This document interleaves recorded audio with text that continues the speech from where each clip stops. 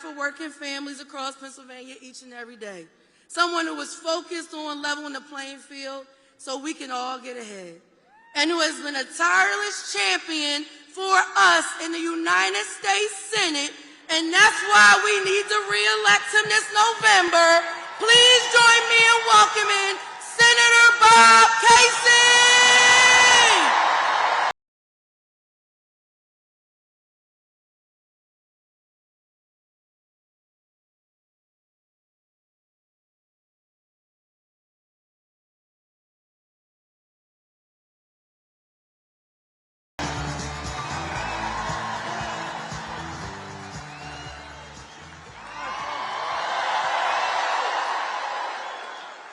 I got one question for this crowd. Just want to think about this question for a second. Are you ready to win for Kamala Harris and Tim Walz? Are you ready to win this Senate race? Now, I know we got a lot of folks from Philly. How many people here from the city of Philadelphia? Now, I'm going to do this by geography from right to left. Bucks County, Montgomery County, Chester County, Delaware County. Anybody here from Scranton?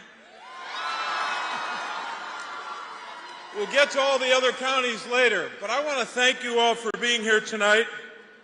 We want to thank President Obama for being here with us tonight.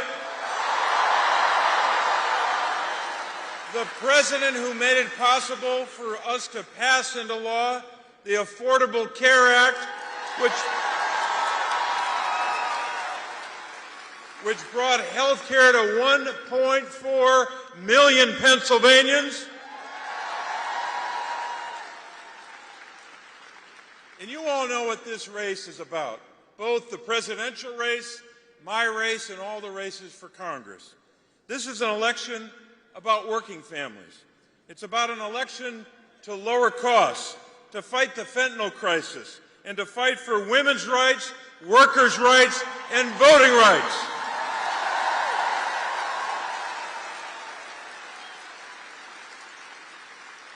Now, I want to spend a couple minutes, sorry about this, I want to talk about my opponent for a couple minutes. You might know him. He's a former hedge fund CEO. He's got a little money. He's worth a couple $100 million. And while I was delivering for the people of Pennsylvania, delivering for our families, investing in our schools and our communities, he was running this hedge fund and delivering for China. That's what he was doing. He started this campaign lying about living in Pennsylvania. He was living in Connecticut. The Associated Press told us that. Not that I remember the date, but it was August 14th, 2023. Just read it, take a look at it. He didn't vote in Pennsylvania for 15 years. He even told stories about how he grew up. He said he came from nothing. At one point he said he was a farmer, and he was a hedge fund CEO. So he doesn't understand our Commonwealth, and he doesn't understand the people of our state that make Pennsylvania what it is. So, while all of you were working with us on greedflation, going after big companies that are ripping off families on food and household items, price gouging, I introduced legislation to go after these big companies for gouging families. You know who opposed that bill? My opponent. He's wrong about that. We should go after those companies and hold them accountable. So, you know where he is. He's on the side of big corporations and billionaires. He's already promised them that he's going to vote for their tax cuts for those big companies and billionaires that I've already voted against, and I've told them if they try to increase taxes on working families to give a tax cut to billionaires and big corporations, I'm voting against them.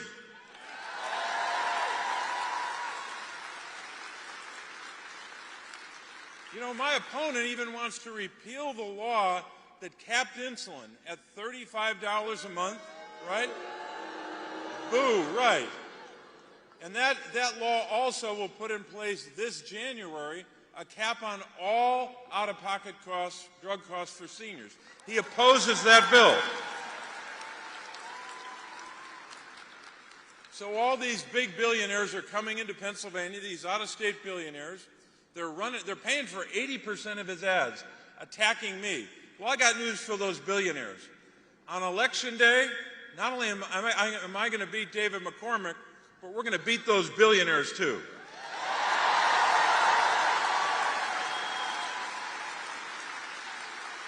So I think it's pretty clear the people of our state can't trust my opponent to be for families, can't trust my opponent to stand up for seniors, and certainly can't trust my opponent to stand up for women's reproductive rights. You know what he said. You know what he said when Roe v. Wade was overturned. Here's what he said. He said that quote made him very, very happy. I don't believe our daughters should have fewer rights than their mothers or their grandmothers. Right? So we got some work to do. We've got to keep working like you all are. So many people here, every one of you, is doing something already. You're here tonight. Some of you are knocking on doors, most of you are, writing postcards, making phone calls, contributing to this campaign and to Kamala Harris's campaign. So we got some work to do. And I know you've already done work, not just for days or weeks, but for months. But I have to ask you, are you ready to keep working these next 8 days to elect Kamala Harris and Tim Walz? I know you're ready, and I know you won't slow down.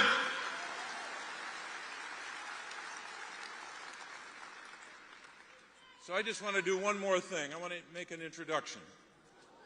Let me start by saying I think we can all agree that the last 25 years in America have been tough years for our country. A lot of tough days for American families and American workers. Just think about it. 2 economic downturns that led to terrible job loss just in the last 25 years.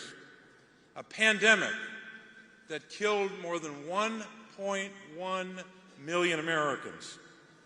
We've had a terrible rise in gun violence the last 25 years. So many families devastated by that loss of life. A fentanyl and an overdose crisis as well. Political divisions, threats to our democracy. So many challenges our families have faced. And in all these years, and long before that, we've had a recording artist who's helped us through these times. He happens to be with us tonight.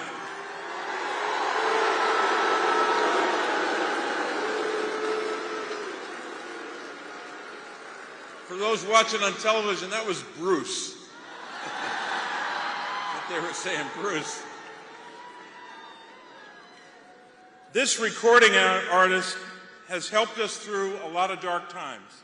He's helped lift up our families at those times and during happier times. His songs are like a hymnal. They're like a prayer for our country. These songs that he has written and that we know so much about, these songs are full of gratitude and sometimes full of grief. They're songs full of celebration and reflections on the country we are and who we hope to be. Whether it was Thunder Road or Born to Run, or We Take Care of Our Own, whatever album or whatever song you've listened to, he's made an impression on all of us and our families. And when I think of We Take Care of Our Own, I think of how we do this as a Commonwealth and as a country. We take care of our children. We care about those kids. We take care of seniors. We take care of veterans. We take care of people with disabilities. We fight for our workers. That's taking care of our own, right? And one more thing. There's a line in that song, We Take Care of Our Own, when Bruce says, I've been looking for the map that leads me home. That map he knows, and the reason he's here tonight, that map is the map of the Commonwealth of Pennsylvania. He's helping us get there. Bruce Springsteen!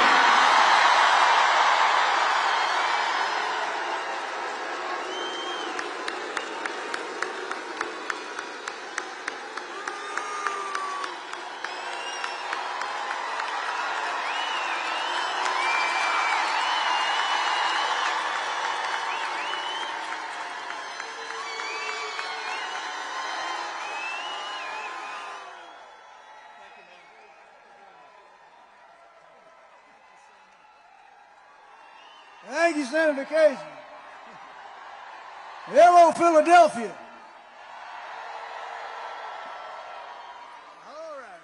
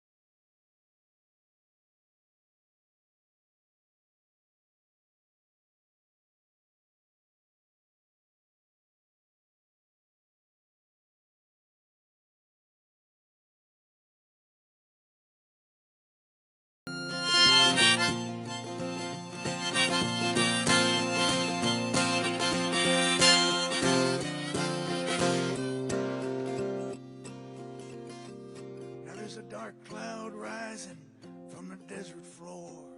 I packed my bags and I'm headed straight into the storm.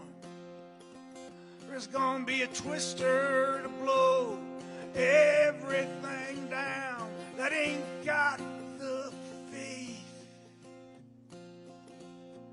to stand its ground.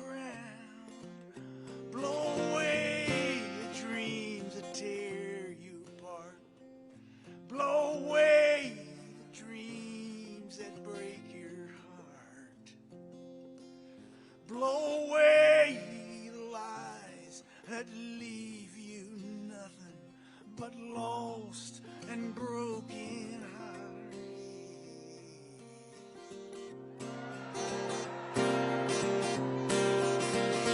Well, the dogs on Main Street howl, 'cause they understand. If I could take this moment into my hands, Mister, I ain't a boy, no, I'm a man. I believe in the promised land, and I believe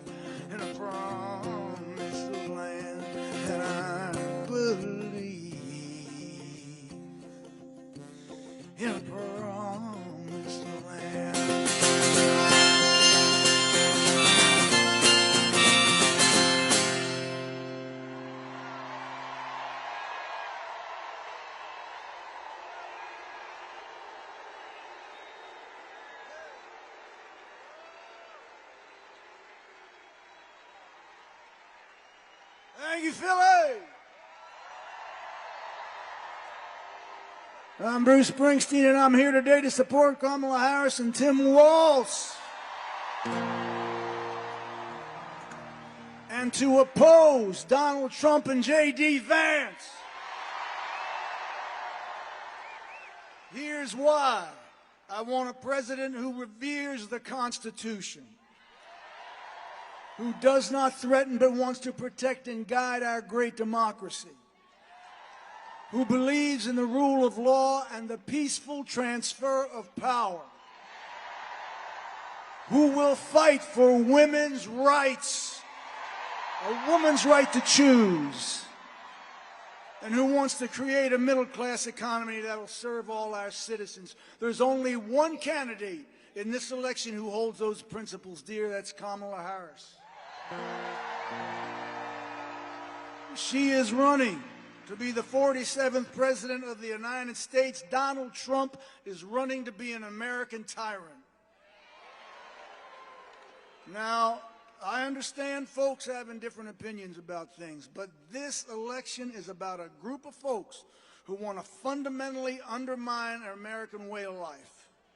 Donald Trump does not understand this country, its history, or what it means to be deeply American. That's why on November 5th, I'm casting my vote for Kamala Harris and Tim Walz.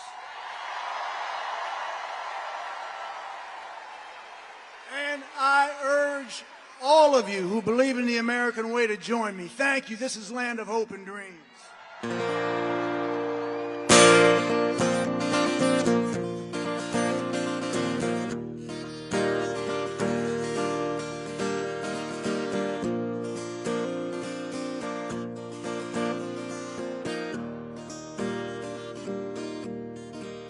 Grab your ticket and your suitcase. Thunder's rolling down this track. Well, you don't know where you're going now, but you know you won't be back. Well, darling, if you're weary, lay your head upon my chest. Oh, we'll take what we can carry, yeah, and we'll leave the rest. Well, big wheels roll through fields where sunlight streams. Oh, meet me in a land of hope and dreams.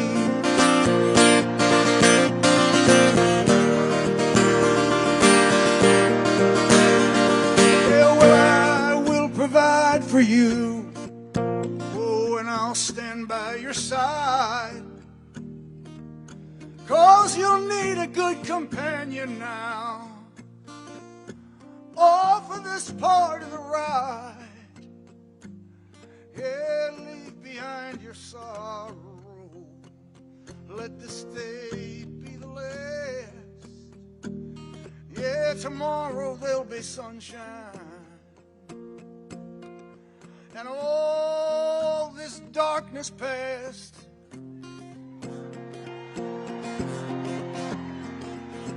Big wheels roll through fields where sunlight streams. Oh, meet me in a land of hope and dreams.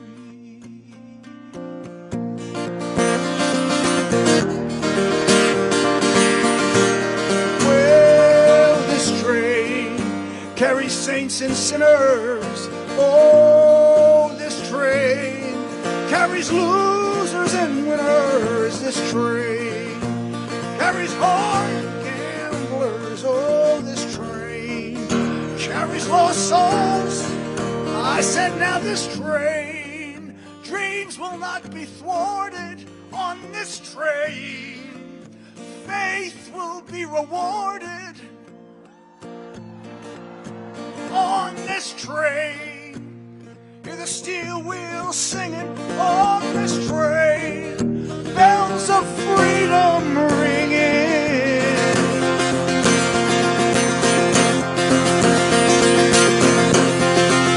Well, big wheels roll through fields where sunlight streams. Oh, meet me in a land of hope and dream. Oh, meet me in a land of hope and dream.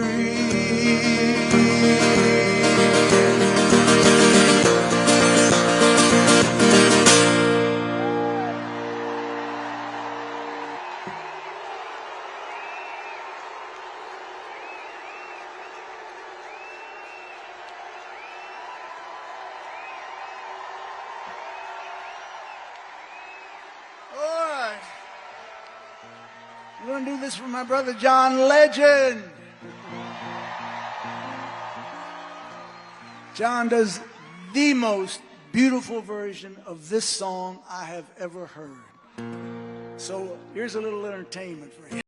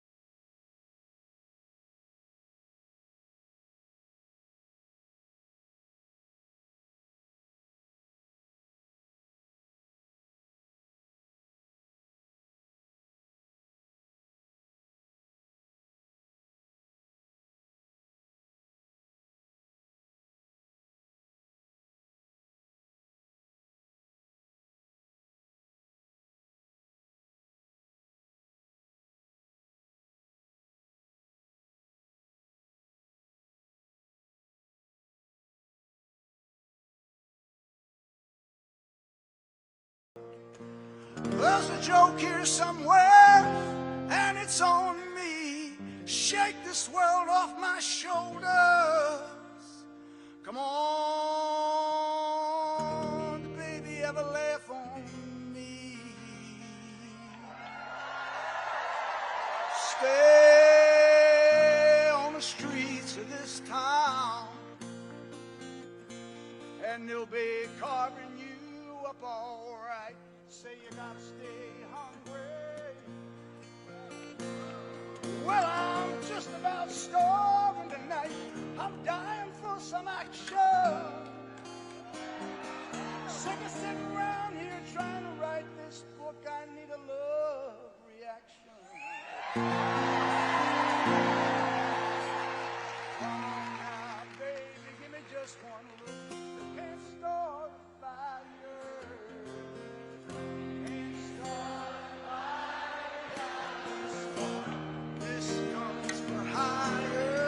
Dancing in the dark.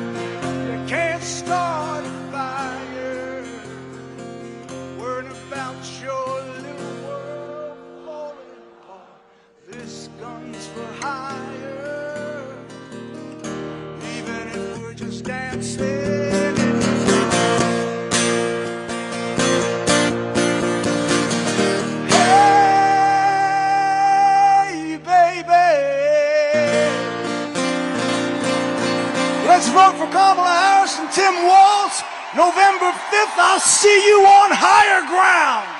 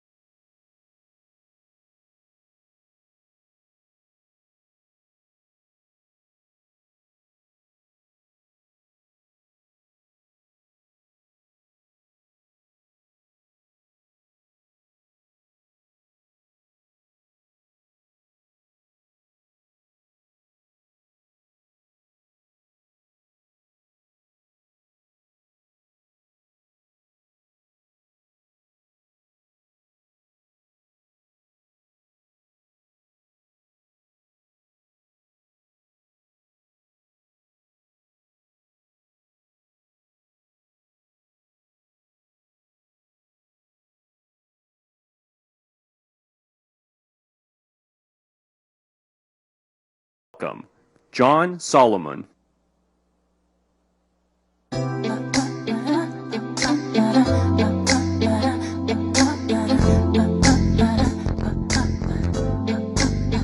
Bring the beat in.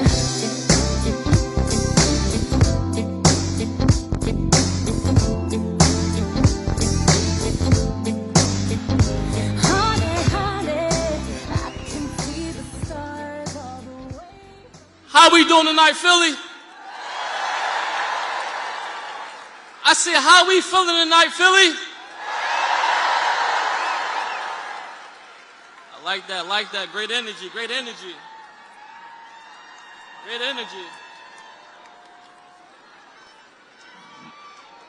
My name is John Solomon.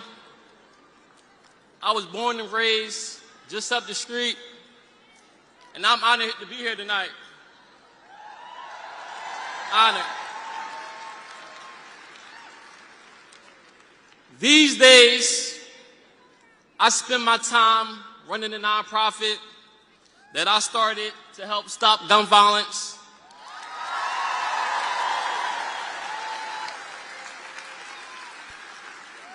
Right here in the city of Philadelphia, and help our communities get ahead.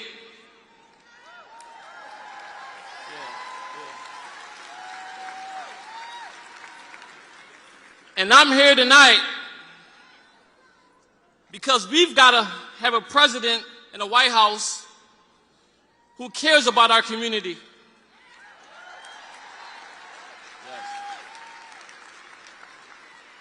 A president that cares about this city.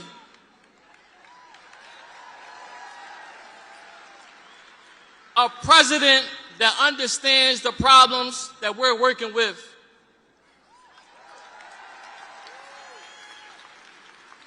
And a president who will spend their time fighting for families, not fighting to help themselves.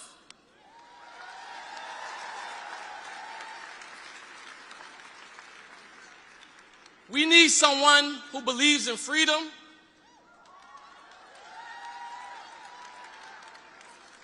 who believes that our best days are still to come,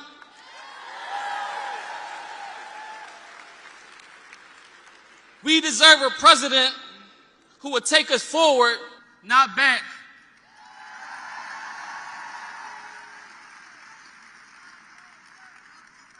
And Philly, there's no question about it, that person is Kamala Harris.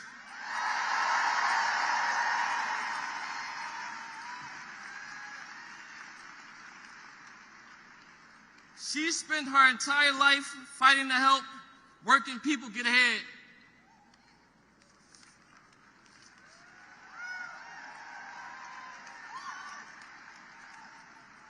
Compare that to the other guy.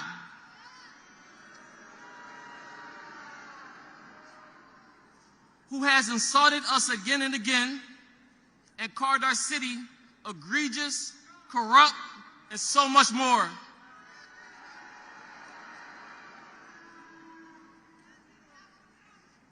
The truth is, Trump doesn't care about us. He never has, and he never will. He only cares about himself. Just look at what his plans are. He wants to raise costs on families by nearly $4,000 a year.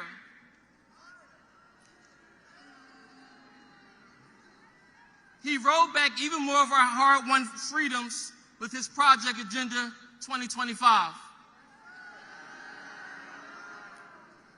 Trump wants to divide us. But guess what, Philly? We are not going back.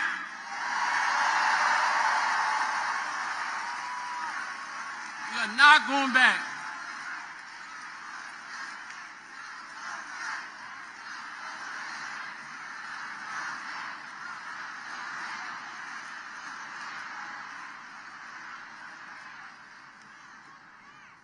It's time to turn the page on Trump and his chaos and division. We've got just over a week.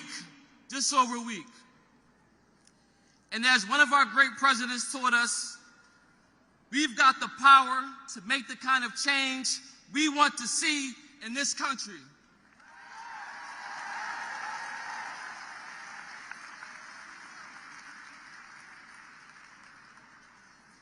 You know, guys like me too often feel like our voices don't matter. But I stand here today as a little black kid from North Philadelphia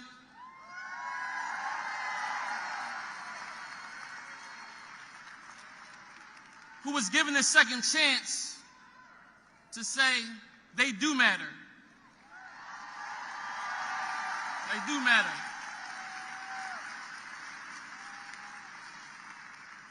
And when we use them, we can change the world.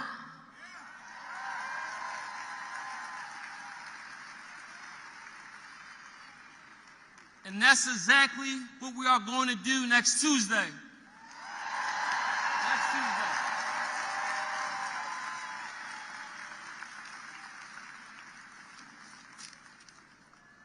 Now,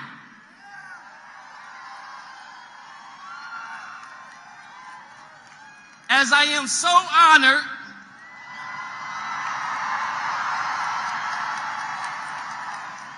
to introduce the man Pennsylvania helped elect in 2008,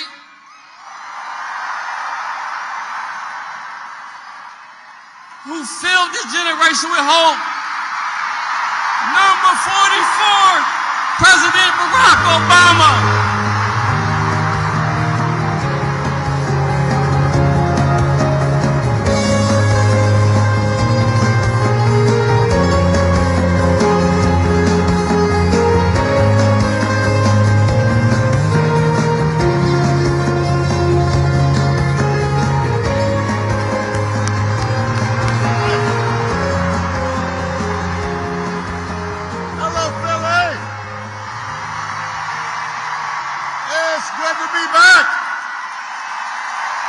Are you fired up? Are you ready to go? All right. It is good to be back in Pennsylvania, good to be back in Philadelphia. Give it up for John and his outstanding introduction. Yeah, it's good to be back. Y'all in a good mood. The Eagles looked good yesterday.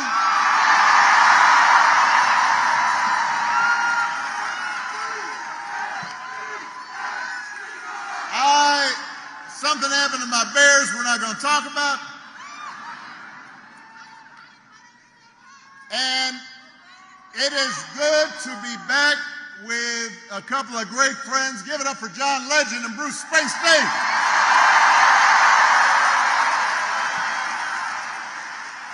There's a reason why those guys are headliners. They are tough acts to follow. I was going to come up here and sing a little with them, but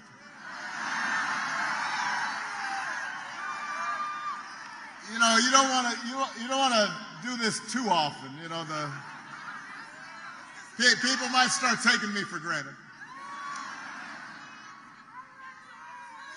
Despite how hard it is to follow them, I'm going to do my best because I am here for a very important reason.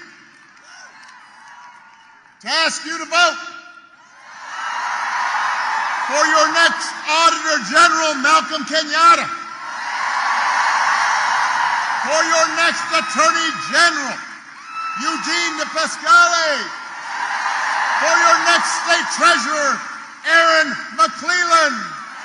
For the Speaker of the Pennsylvania House, Joanna McClinton.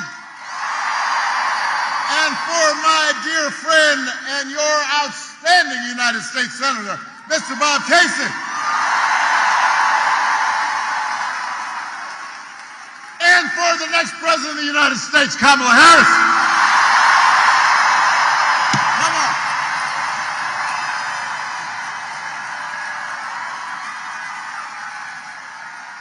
Yeah. Now you've heard this already, but it's worth repeating.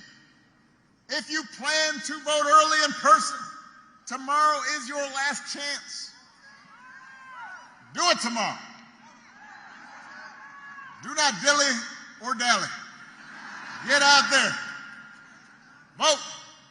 If you've got a mail ballot, return it right now. You don't want to be waking up and looking down at, oh man, you don't want to be that person. You forgot. Don't wait. If you're going to vote on Election Day, November 5th, go to iwillvote.com and make a plan. Now let's face it. If you're here at this rally, you're probably going to vote. But I am preaching to the proverbial choir right here. But you've still got work to do. Because you need to talk to your friends and family so they have a plan to vote too. Because together we have a chance to choose a new generation of leadership in this country and start building a better and stronger and fairer and more hopeful America. Now, we know this election is going to be tight. It shouldn't be. But it will be, because a lot of Americans are still struggling.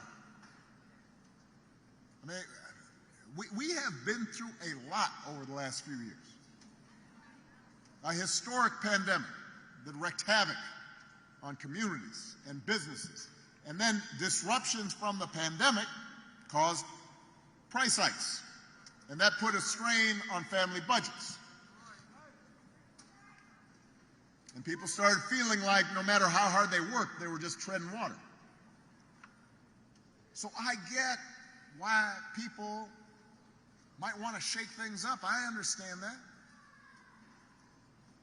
What I cannot understand is why anyone would think that Donald Trump will shake things up in a way that is good for you. because there is absolutely no evidence that this man thinks about anybody but himself. I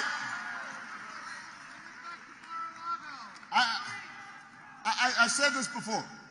Here's a man, a 78-year-old billionaire who has not stopped whining about his problems since he rode down that golden escalator 9 years ago. He's still tweeting all times of night, all caps.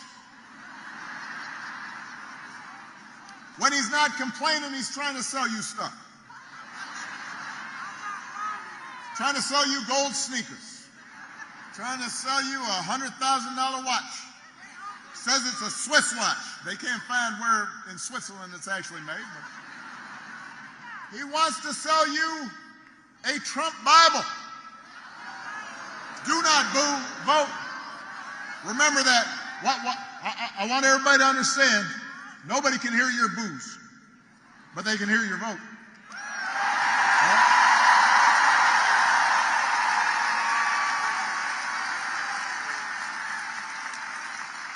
So he wants you to buy the Word of God, Donald Trump edition. Got his name right there next to Matthew and Luke. Couldn't recite a verse, but he'll sell you that Bible. And guess where it's made? Made in China. You Mr. Tough Guy on China, except when you can make a few bucks. You cannot make this stuff up. If it was on Saturday Night Live, everybody would just say, well, no, that's exaggerated. It's not. He's doing it. And the reason he's doing it is because that's what he cares about. His ego, his money, his status. He is not thinking about you. Donald Trump sees power as nothing more than a means to his ends. He wants the middle class to pay the price for another huge tax cut that would mostly help him and his country club buddies. He doesn't care if he costs women their reproductive freedoms. It won't make a difference in his life. Most of all, Donald Trump wants us to think that this country is hopelessly divided between us and them. Between the, quote, real Americans who support him, of course, and the outsiders who don't. The enemies within. Because, what did I say about Boone?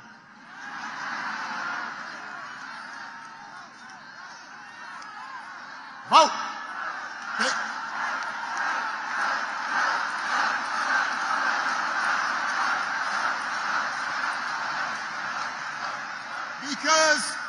Because Donald Trump understands, and he's not wrong about this, that dividing people, making them angry, will boost his chances of being elected. It's not good for the country, but it might improve his odds. We saw it last night. I know nobody's going to boo now. All you're going to do is vote. Hold on a second. So the man holds this big rally at Madison Square Garden. And the warm-up speakers were saying we're trotting out and peddling the most racist, sexist, bigoted stereotypes. One guy called Puerto Rico, quote, an island of garbage. Now,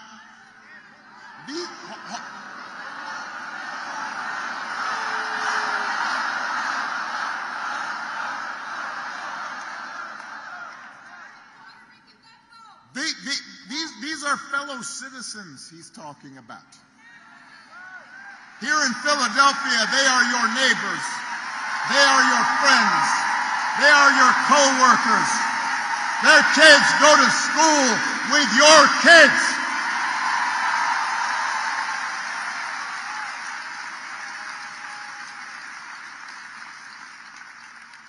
These are Americans. They're people. And that is the reason why this election should not be close. It should be clear. Here's a good rule. If somebody does not respect you, if somebody does not see you as fellow citizens with equal claims to opportunity, to the pursuit of happiness, to the American dream, you should not vote for them.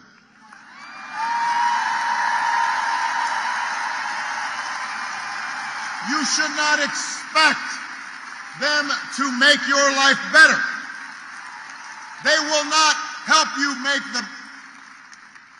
they will not help you pay the bills. They're not gonna work hard to make sure your kid gets a good education. They're not gonna help you with a down payment on a house. I mean, we have to reject the kind of politics of division and hatred that we saw represented. America's ready to turn the page. America's ready for a better story. Philadelphia, we are ready for a president, Kamala Harris.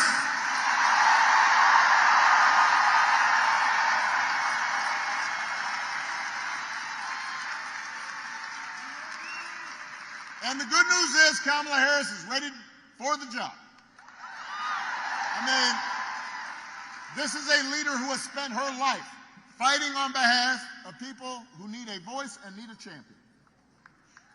Kamala wasn't born into privilege. She was raised in a middle-class family. Worked at McDonald's when she was in college to pay her expenses. She didn't just pretend to work at McDonald's when it was closed.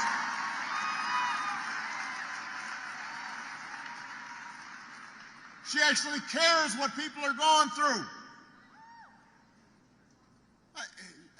As the oldest child, she saw how the world would sometimes treat her mom. Single mother, 5-foot-tall brown woman with an accent.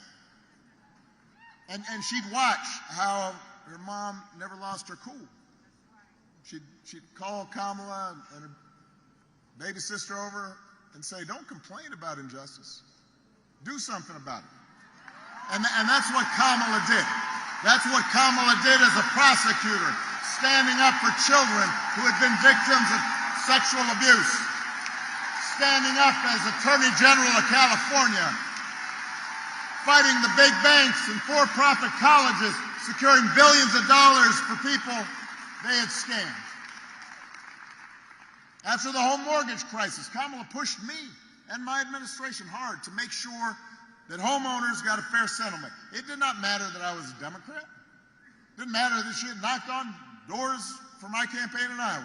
She was not going to let anything stop her from winning as much relief as possible for families who deserved it. That's who she is. That's what she stands for.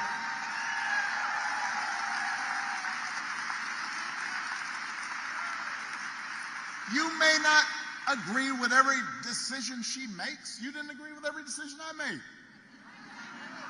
You didn't.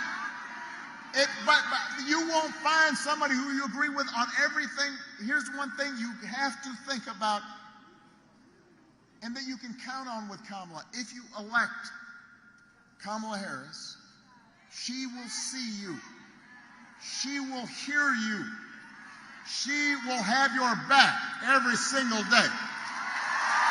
She knows what it's like to struggle and to work hard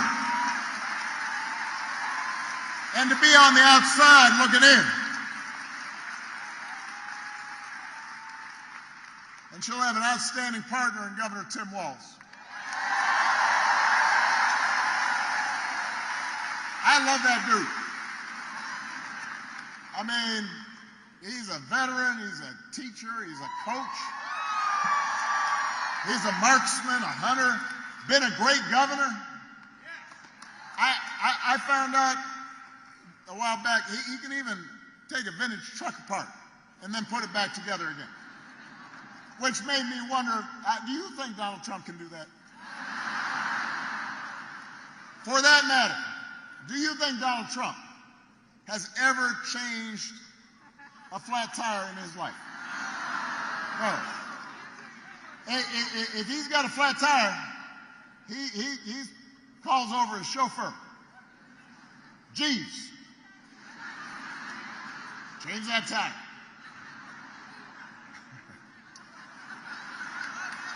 I don't know that his name is actually Jeeves, but it might be. Got a fake English accent? Jeeves. Hey, listen, the point is, if you elect Kamala and Tim, they won't be focused on their problems, they'll be focused on your problems. They actually understand that too many folks here in Pennsylvania and across the country are struggling to pay the bills. They know what it's like to struggle to pay the bills. Now, even though wages have been steadily growing, inflation is finally slowing. The price of everything from health care to housing to groceries, it's still too high for a lot of folks. And that hurts. The question is, who's actually going to do something about it? I knew you guys knew the answer, but that was a rhetorical question. But let me expand. So, on the economy, which all the polls show that's people's main concern, Donald Trump's main idea is to give another massive tax cut to billionaires and big corporations. Now, do not boo. No, that's the last time I'm going to say it. I know y'all got it now. Now, I have heard, because I'm talking to folks, and what I understand is some people are saying, well, I remember the economy when he first came in, that was pretty good. Yeah, it was good because it was my economy. Yes. I had spent the previous 8 years. I had spent the previous 8 years cleaning up the mess the Republicans had left me. Financial crisis, Great Recession, the auto industry flat on its back. And after those 8 years, I then handed over 75 straight months of job growth to Donald Trump. And all he did was give a tax cut to people who didn't need it, drove up the deficit in the process. Now he wants to do it all over again. So, all right, so that's on the economy. People have this weird pre-COVID memory as if somehow he did something. He didn't do nothing. The other thing that I hear is, well, Donald Trump sent me a check during the pandemic. Now, I want you to understand this. First of all, Congress sent you a check. Democrats and Republicans, in the midst of a crisis, passed a law so that people could absorb not working during COVID. And, by the way, Joe Biden also sent you a check during the pandemic. Just like I gave people financial relief during the Great Recession, the difference is Joe Biden and I didn't put our names on the check because it wasn't about feeding our egos or advancing our politics. It was about helping people out during a tough time. So don't be fooled. I'm serious, because I've heard this a bunch of times. Well, I got a check. Don't be fooled into thinking that somehow that was something special. Do not fall for that okie doke. Do not be bamboozled. Don't be hoodwinked. And don't get fooled when he talks about health care either. If you ask Donald Trump, what's his idea to make health care more affordable, he's got one answer, which is, well, we're going to replace Obamacare, Affordable Care Act. He's not actually sure why it should be replaced, except for the fact that I did it. I have space in his head. But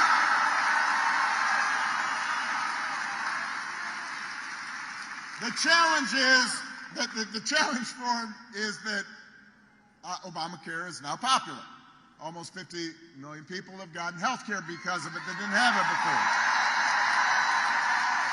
So, a couple of weeks ago, his running mate on a debate stage had the nerve, had the chutzpah to say Donald Trump, quote, salvaged the Affordable Care Act. That is not correct. Donald Trump spent his entire presidency trying to tear it down, and he couldn't even do that right. And now, 8 years after he was elected, when asked, well, if you get rid of Obamacare, how would you replace it? He said, well, I have concepts of a plan for how I would replace it. Concepts of a plan. I want you to think about this for a second. Let's say your boss gives you an assignment. Says, I need it by Friday. Friday rolls around. Boss comes. So, you finished that project I asked for? Scratch your head. You say, well, I haven't actually started. But I do have a concept of a plan for how I might do this project you asked me to do. Or you could try it at home. Honey, did you do the dishes? Throw out the trash? No, but I do have a concept of a plan to do the dishes. Right after this game's over. How's that going to go over? If it wouldn't work for you, why should it work for the President of the United States? It shouldn't. Which is why Kamala Harris doesn't have concepts of a plan. She's got actual plans to make your life better. Come on.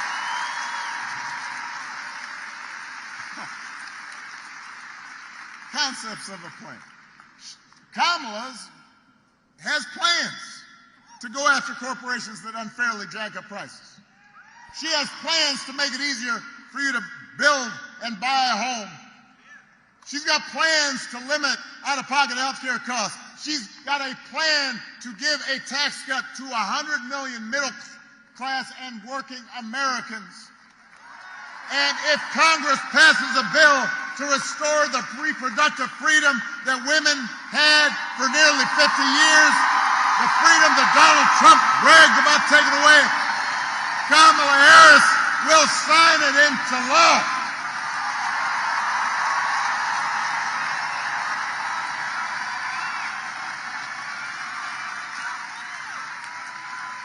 That's who Kamala Harris is. That's what she stands for, not concepts of a plan.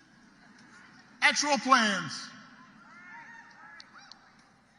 Now, if you challenge Trump on his concepts, you say, well, those don't make sense. That's not well thought out. That's impractical. I don't understand that word salad you just issued.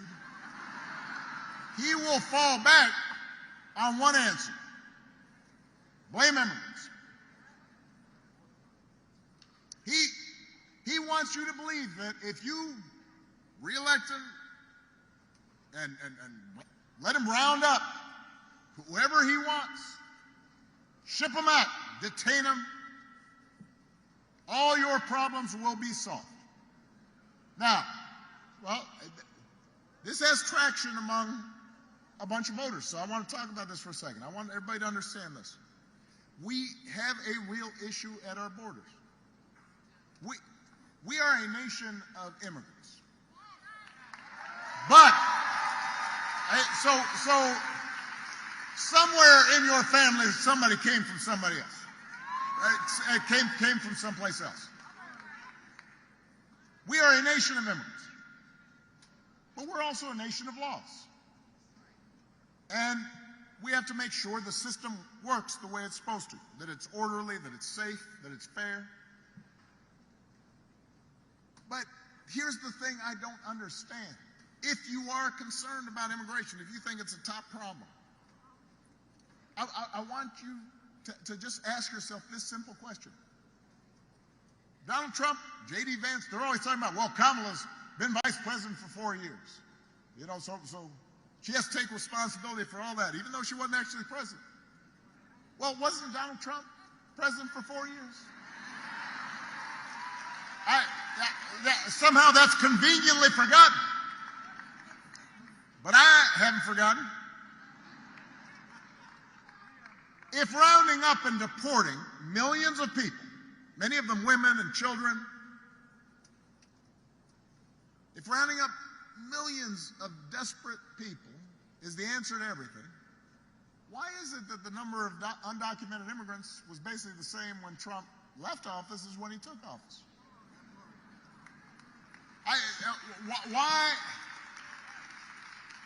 Why didn't he solve this problem when he was in office?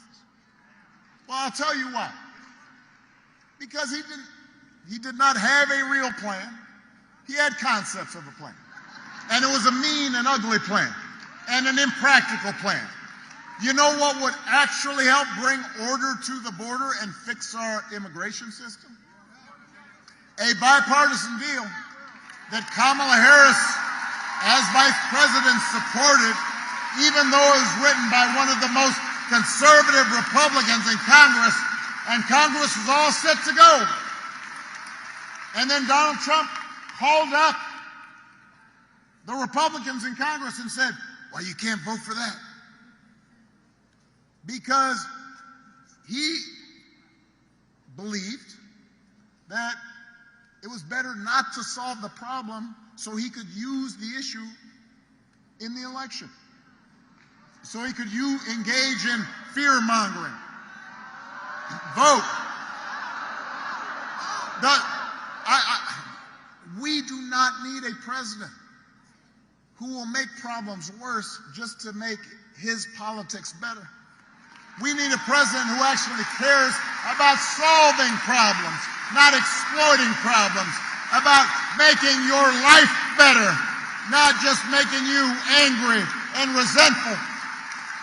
We need somebody like Kamala Harris who will be focused on doing the right thing, rolling up her sleeves, getting stuff done.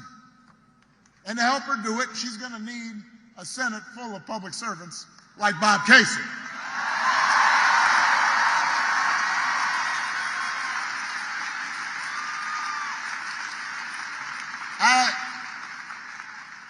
I have known Bob for almost 20 years. I know his wife. I have watched his gorgeous daughters grow up. Now he's a grandpa.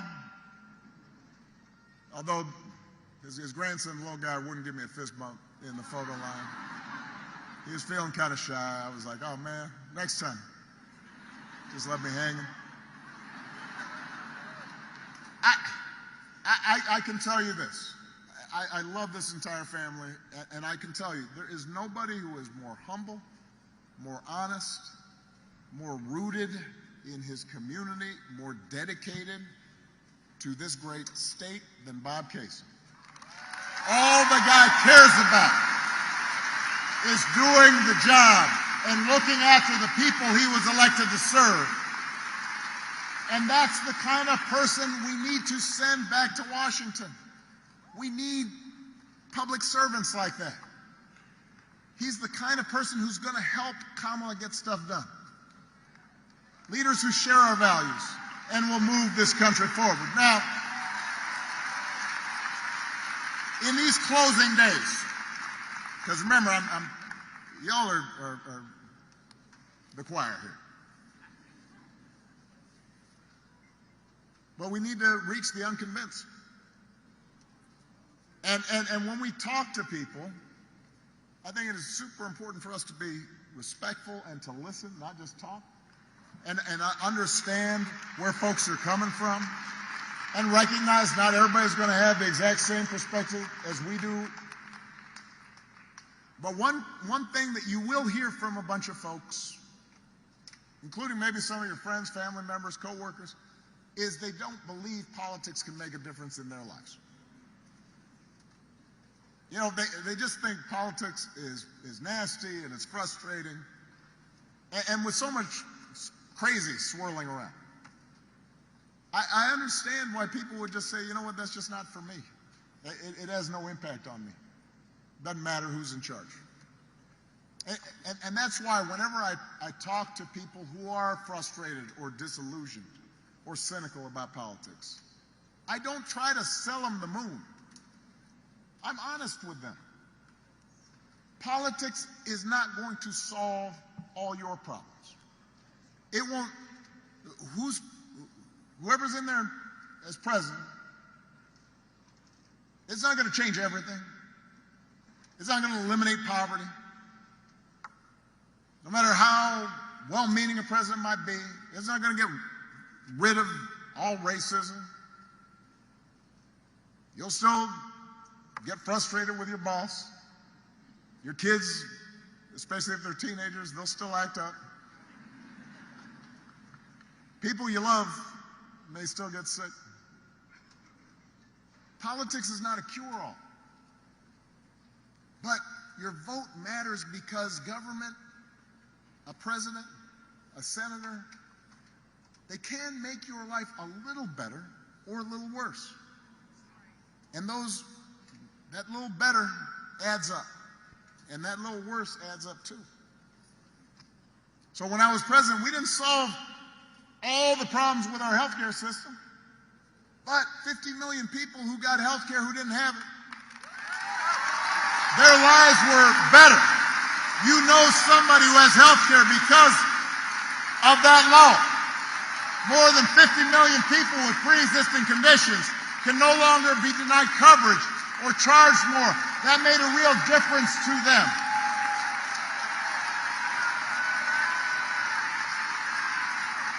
The Biden-Harris administration making insulin, capping it at $35, making prescription drug prices cheaper. That helped somebody. It made their lives a little better. And all that better adds up. Now, the reverse is true. And I'm going to give you one more example. When I was president, we put together an entire playbook for how to deal with the pandemic. We had dealt already with H1N1 right at the first year of my term. We dealt with Ebola in my second term. And so we said, you know what? Scientists are telling us that eventually there's going to be a serious airborne pandemic. Let's put together a plan. And we gathered all the experts. We put together a playbook. We had all of our agencies come together. Let's practice the same way we do with natural disasters. If this happens, what are we going to do with schools? What are we going to do with coordinating with public health programs at the state level? How do we accelerate vaccination? We had all this all set up.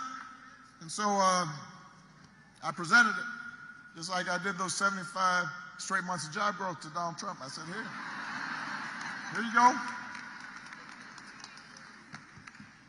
And apparently that was dumped in the trash.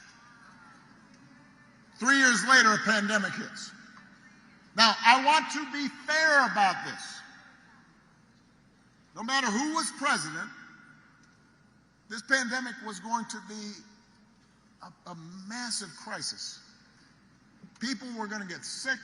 People were going to die. There were going to be businesses shut down, travel restrictions. I mean, this was a once in 100 years pandemic. But if you look at a country like Canada, their per capita death rate was 60% lower than the United States. Now, I want you to do the math.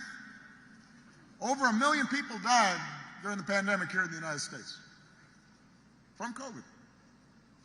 60% of that number is 600,000 people. That's people's grandparents, parents, co-workers, friends. There are people in this auditorium who were affected by that.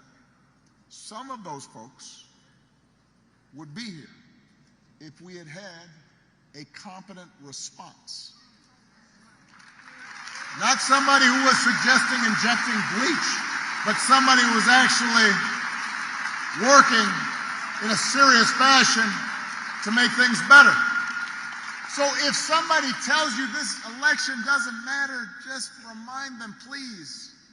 It makes a difference when you've got a leader who sees you and cares about you and is serious and honest. It will affect your life. You may not see it right away, but it will. And if that's not enough, then also please remind them that any election is about more than just policies. It's also about values. It's also about character.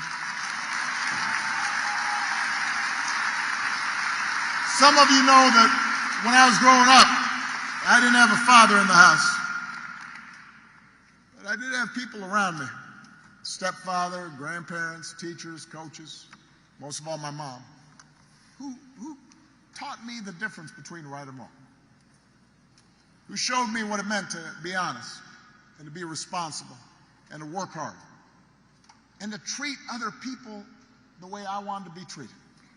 And I did not always live up to those values when I was a teenager. I partied a little too much. But over time, I internalized them, and I tried to live up to them. And I suspect most of you grew up the same way. And one of the most disturbing things about this election and about Trump's rise in politics generally is how we seem to have set aside the values that we were taught. I mean, a few weeks ago, we had one of the deadliest hurricanes in American history. And while President Biden and Vice President Harris were in some of the communities that were affected, meeting with local officials, comforting families, Donald Trump and his running mate were out there circulating stories about how the Biden administration was withholding aid and giving it to undocumented immigrants and not giving it to Republican counties. Even Republicans on the ground said it was a bald-faced slap. And my question is, when did that become okay? No matter where you stand on the issues, why would you go along with that? If your co-workers acted like that, they would not be your co-workers for very long. If you had a family member who acted like that, you would still love them, but you would not trust or put them in charge of anything. And yet, time and again, when Donald Trump lies or cheats or shows utter disregard for our Constitution, when he calls service members who died in battle losers and suckers, when he calls fellow citizens vermin, people make excuses for it. And I see it. I mean, look, if you're a Christian and you care deeply about the abortion issue, I understand that, but does that mean you'll support somebody who seems to violate pretty much every precept of the Ten Commandments? If you are a service member and you're somewhat conservative and you're used to voting Republican, I can understand it, but but somebody who genuinely does not believe in duty and honor and does not understand why anybody would sacrifice themselves on behalf of their country. Why would you do that?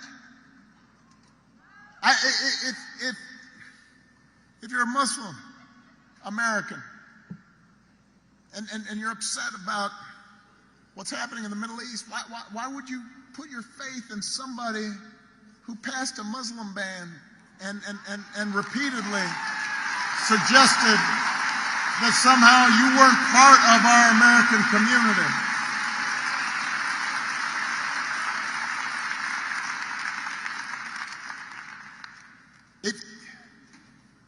If you're an African American or Latino, if you're from Puerto Rico and you see somebody whose values seem to indicate that you're not part of their equation, how do you think it's okay? How can you tell yourself it's okay as long as our side wins? And I've noticed this especially with some men who seem to think Trump's behavior is somehow a sign of strength. You know, sort of the macho, fake macho thing, and you know,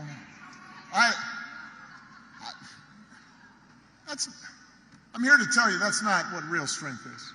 It never has been. Real strength's about working hard. Real strength's about taking responsibility. Real strength is about telling the truth even when it's inconvenient.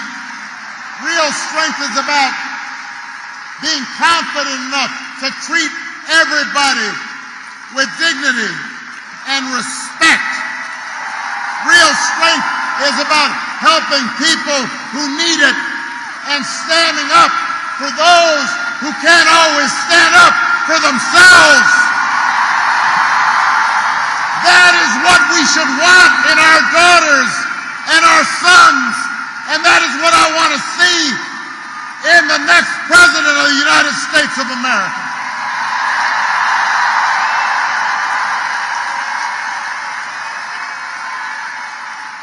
And the good news is that you have candidates to vote for in this election who demonstrate that kind of character, who know what real strength looks like, who will set a good example and do the right thing and leave this country better than they found it. And Pennsylvania, that is the choice in this election. It's not just policies that are on the ballot, it's who we are and what we stand for.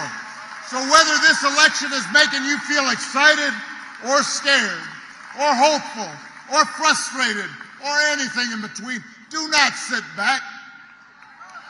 Don't just hope for the best. Get off your couch and vote. Put down your phone and vote. Vote for Kamala Harris as the next president. Vote for Tim Walz as the next vice president. Vote for Bob Casey and this whole incredible Pennsylvania Democratic ticket. Help your family and friends and neighbors and co-workers go to the polls. If enough of us make our voices heard, we will leave no doubt about the outcome of this election. We will leave no doubt about who we are and what America stands for.